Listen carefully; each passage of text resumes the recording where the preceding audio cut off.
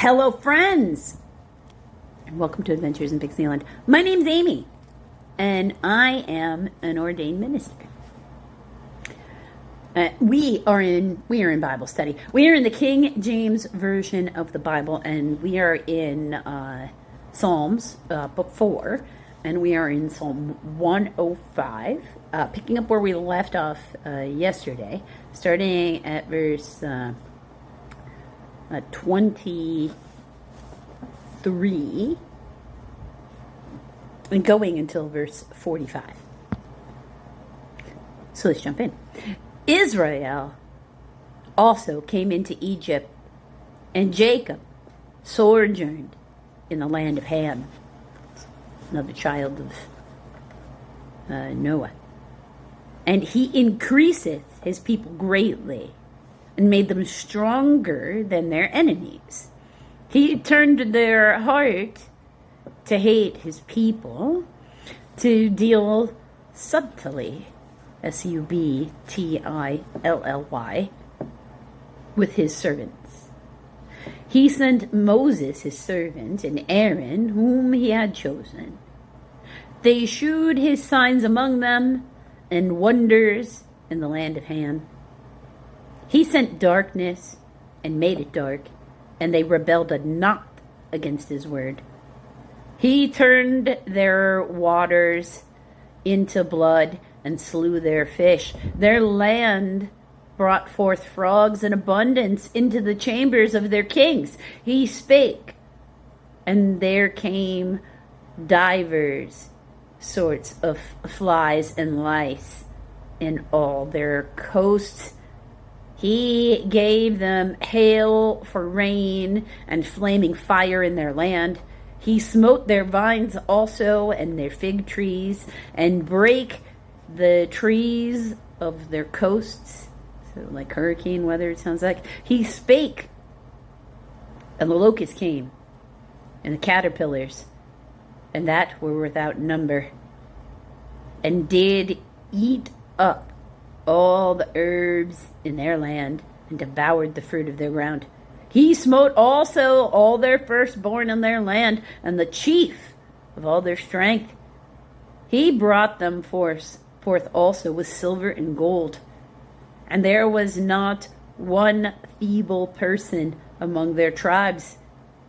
Egypt was glad when they departed, for the fear of them that fell upon them. He spread a cloud for a covering, and a fire to give light in the night. The people asked, and he brought quails, and satisfied them with the bread of heaven. He opened the rock, and the waters gushed out. They ran in the dry places like a river. For he remembered his holy promise, and Abraham his servant. And he brought forth his people with joy, and his chosen with gladness, and gave them the lands of the heathen. And I apologize for that term.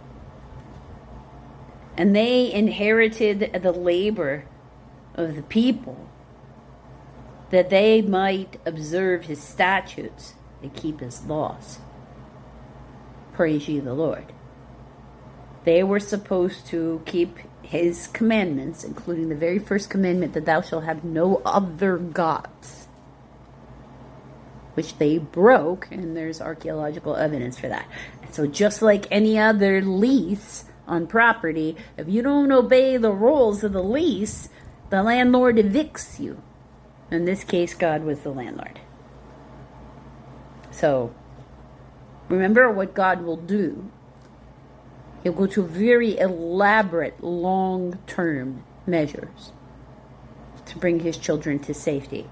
And what he asks is that we trust and obey. Because if we ask him what to do before we do things, and then we listen to what he tells us to do, it goes the way he has it planned, and we're not mucking up his plans. Otherwise, we're mucking up his plans. And his plans are better than ours because he literally decides the future. And we do not. Even those people who have, gifts like second sight, when, you can have your own opinions on them. There's a lot of different opinions. They're absolutely in the Pentecostal tradition. There's the belief that the Holy Spirit gives these abilities, just as Jesus had these abilities. He gifts those abilities to his disciples. Okay, so you can have whatever varying opinion on them that you desire, and I don't know you, so it's cool. But even the people who see those futures, they don't claim to be responsible for their creation. And most people who have them, also know that it's decision dependent. Sometimes there are variations. They describe variations because, there were two choices. And this person made this one. So what they saw was dependent upon them, this one over here, and then it changed. Because this person made a different choice. Right? Just because you can see the potential of the choices. Right? Because God gives free will. The difference between God and the devil is he gives us a choice. He gives us a choice. The devil can't force you. The devil is also giving you a choice. It's just God gives you that choice in hopes that you choose the right thing. If you choose the right thing, he's got a timeline for that. He wants to bless you.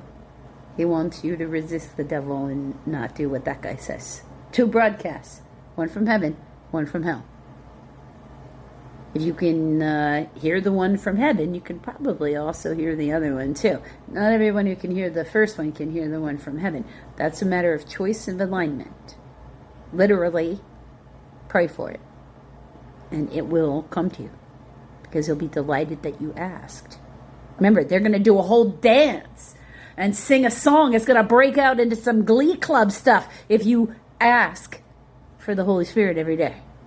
You got a whole heavenly cheerleading squad up there, and they can't wait to support you.